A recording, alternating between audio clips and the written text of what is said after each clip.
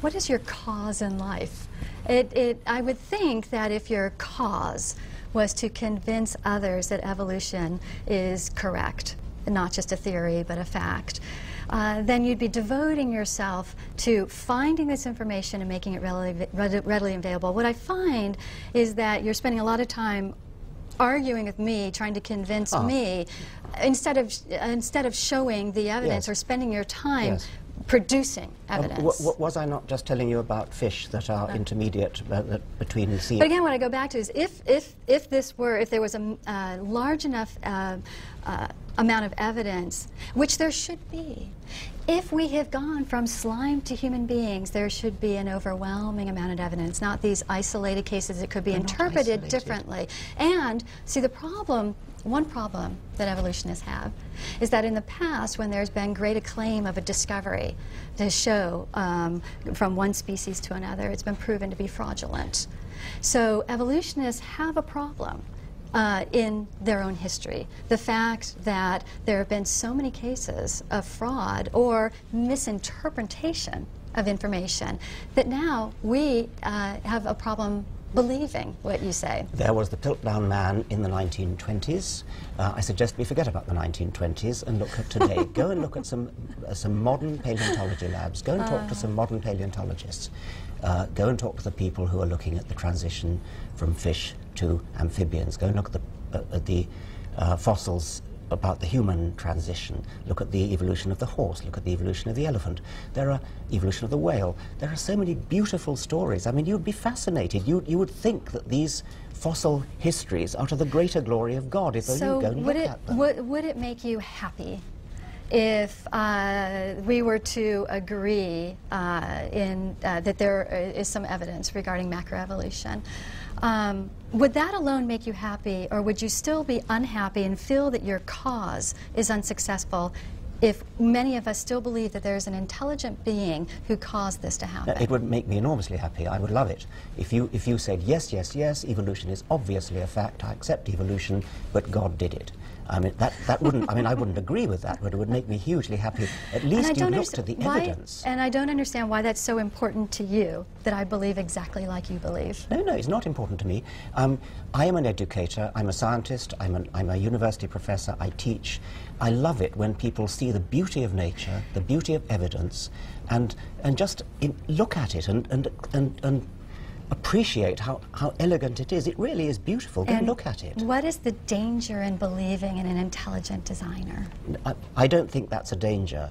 Well, as an atheist, which I am, a very strong atheist, I have a quite separate agenda. That is an agenda, but it's not my agenda as a science educator. I'm now talking purely as a scientist and a science educator, and I am distressed that somebody as intelligent as you is refusing to look at the evidence. And what is your agenda as an atheist? Because that is going to influence the work that you do.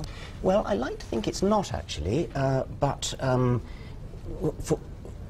whatever I might say about that, I've done another television program about that, and I was a very strong atheist in that program. This program is about Darwin, and there are many Darwinians who are not atheists, and all I'm talking about now is the factual evidence, and I'm suggesting to you that you might do a better job for your religion if you would open your mind to the factual evidence and realize that actually you could use the genuine scientific factual evidence to the greater glory of your God, rather than running away from the evidence. But again, that's where we differ.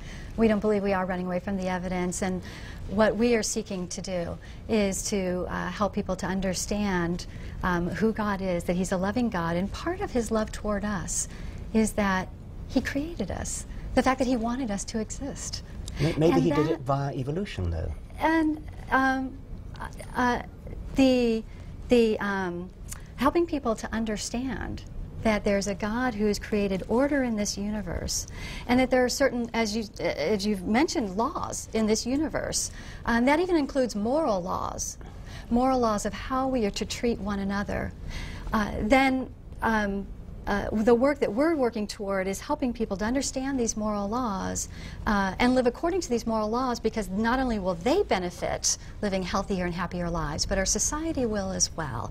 And so each of the work that we do through Concerned Women for America is toward that end.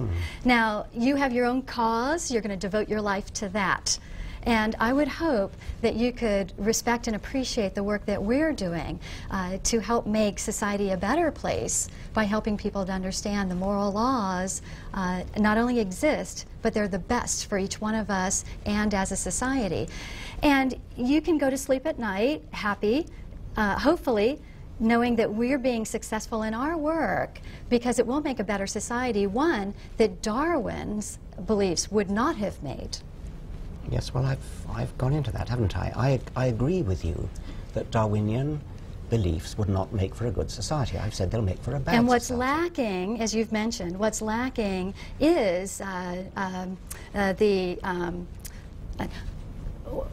what's lacking in Darwin needs to be made up with somewhere else. The fact that Darwinian is such a would lead to such a harsh and brutal life means that there's a great need for other people to be making this world a better place. Yeah, but and that's true. That's what we are working on. Yeah. And even though I may not agree like you do, hopefully you can appreciate the work that we're doing to make society a better place.